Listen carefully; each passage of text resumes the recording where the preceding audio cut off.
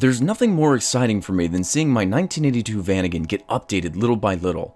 I mean, okay, I guess I can't really compare it to ziplining or jumping out of a plane, but there's such a rush to watching a project come together.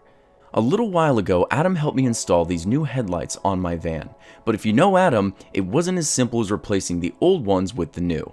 Oh no, this project was about updating the wiring throughout the entire front of the van.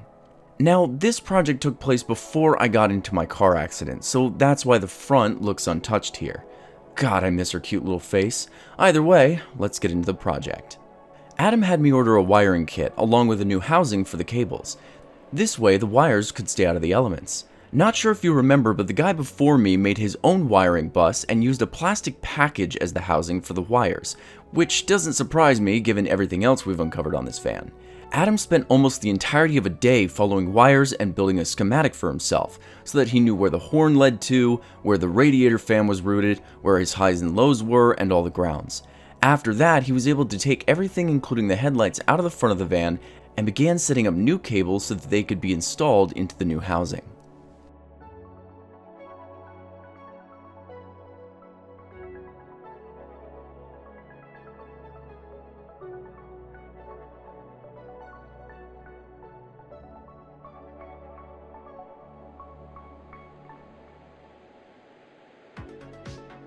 After Adam made his new schematic, it was now time to remove the headlights from the front. I don't know if they really needed to be replaced. I mean, have a look for yourself. Seem fine to me. I'm gonna make sure to change that headlight fluid. Yeah. I was gonna put a goldfish in there, but I guess we'll just go ahead and replace the headlights. God, that's so sad. That's been there since I bought it. I dare you to drink that water. Yeah, we'll just keep that there. After my soggy headlights were removed from the front of the van, Adam sifted through his old pile of wires and assembled himself a new connector. One side of this connector would be soldered to the wires that already exist in the front of the van, while the other side would be soldered to the new housing that would replace the old hardware, which he also removed from the front of the van.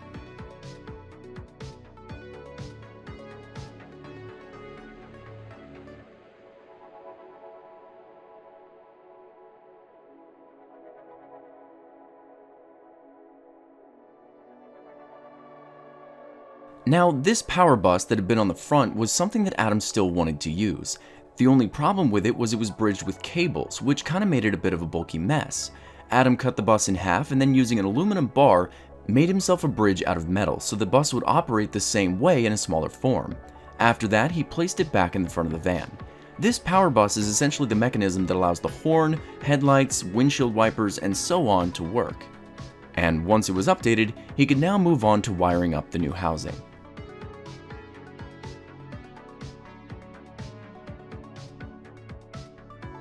Goodbye to this piece of crap shell. And hello to you, you beautiful other shell. That's actually made of real plastic, and not just a cap for some package. Now, I'm not gonna sit here and pretend that I have any idea what Adam did here, but using his schematic that he mocked up earlier that day, he started routing cables through the new housing so they'd later be soldered to that connector that he'd made. If there's any questions in your mind as to whether or not Adam is a genius, he just is. And watching him work on this stuff is equal parts fun, exciting, and confusing as hell.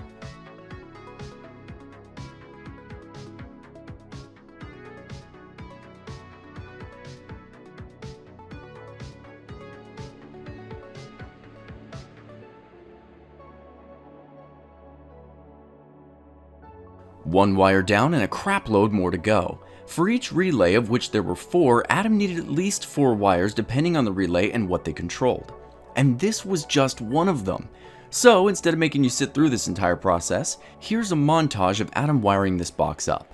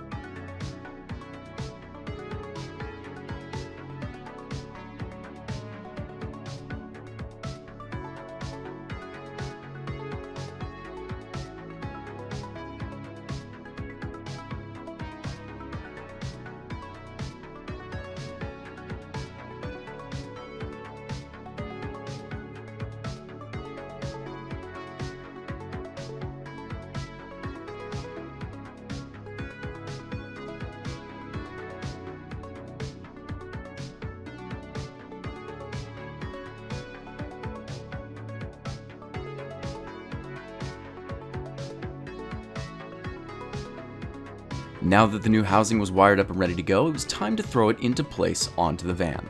There was, however, one issue. You see, the housing comes with a backplate that can be mounted to the metal of the van. The only problem was there was going to be wires that needed to be routed from the back of the box to the connector that Adam had just fashioned. So he took that cutting board again and cut a few pieces out of it so he could make a standoff, to give the housing a bit of space away from the van so the wires could feed through. Once all that was said and done, the prep work for the wiring project was finally complete.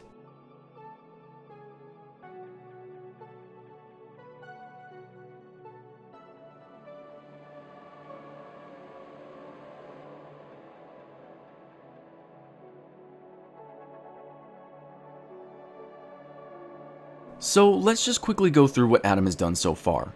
He wired up the new relay box, built a new standoff for it, and then he drilled it into the front of the van.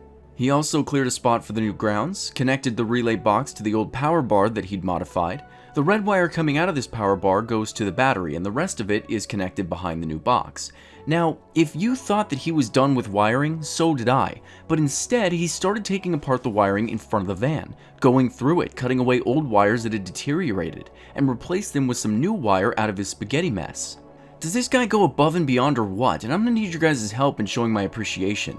Seriously, please head over to Adam's channel and send him a ton of love. I'll have his link in the description. After spending hours ripping out old wire and replacing them with brand new ones, Adam had finally routed and soldered fresh new cable throughout the front of the van. He even left 2 new wires specifically for the new headlights that were going to be installed, and that's how we get into this part of the project. Adam took out the housings for the headlights and sandblasted them. They'd turned this gray oxidized color, and we both felt that black would be a much nicer color for them. He then spray painted them before popping them back into place.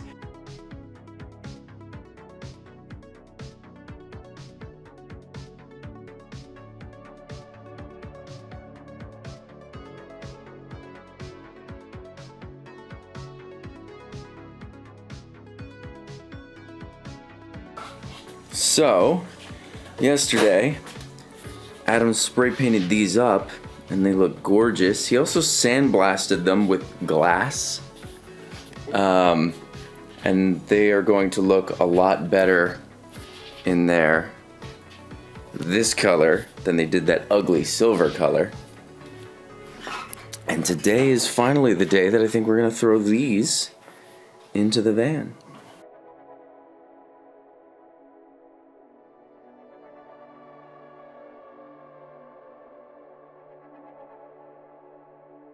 After the new housings were in, Adam took the new headlights and popped those into place. He even grounded them to the metal housings that he had just cleaned up.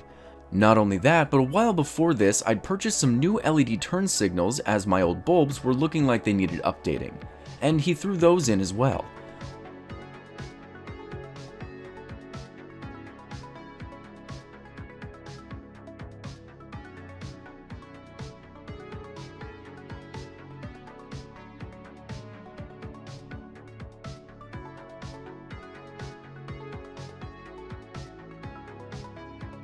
I wish I could say that all this went in and worked perfectly. However, we ran into a few issues with this part. Now, this all looks perfect, however, the blinker system wasn't actually timed correctly. See, you have to purchase a specific timing relay if you ever want to use LEDs in your van. Both my headlights and blinkers had been updated to LEDs, and since I didn't have that relay, my blinkers were signaling like their lives depended on it. So Adam went in to replace the old bulb relay with an updated LED relay, and while he was doing that, he found yet another relay that would scream at you while the van was turned on and the driver's side door was open. It's like it's actually alive and you're torturing it or something. God, he's got a hold of me! Come here, you bastard. Is this it? That's it? That's the buzzer. This is the buzzer? God damn.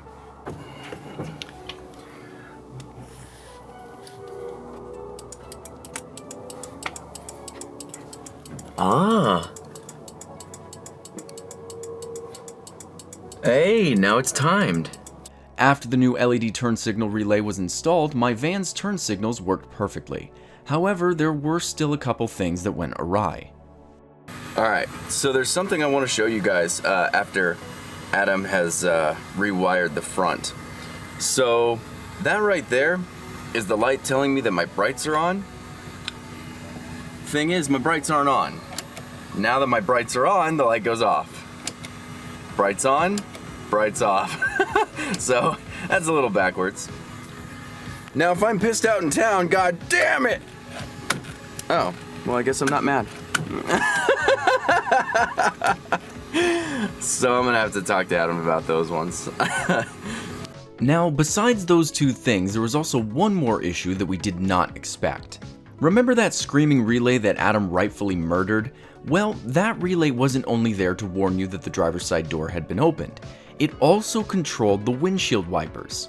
Adam spent some time flipping around the wires for the brights, hooked the horn back up, and routed the windshield wipers somewhere else, and just like that, the front of my van was fully and completely updated.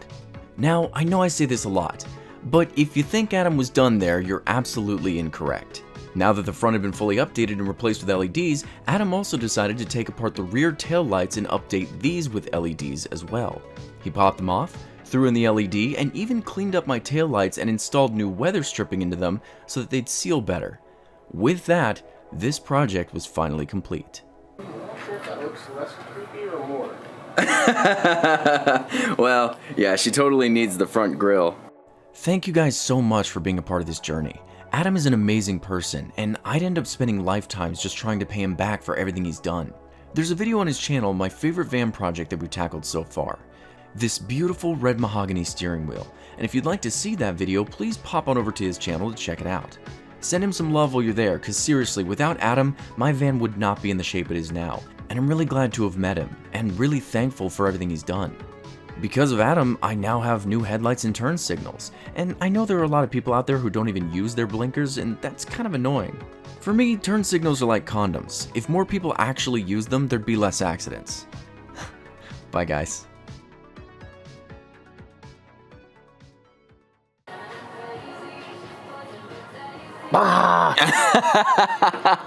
You actually got me to jump a little bit. I did not expect that.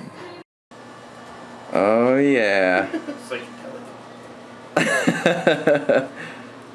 Yeah, so Adam's actually gone ahead and replaced these screws with these ones. And not only do they match, but like he just said, they have a wider head, so they'll actually hold it into place better. Just like when you get a girlfriend. If you have a wider head, your chances are better. I cannot leave that in the video.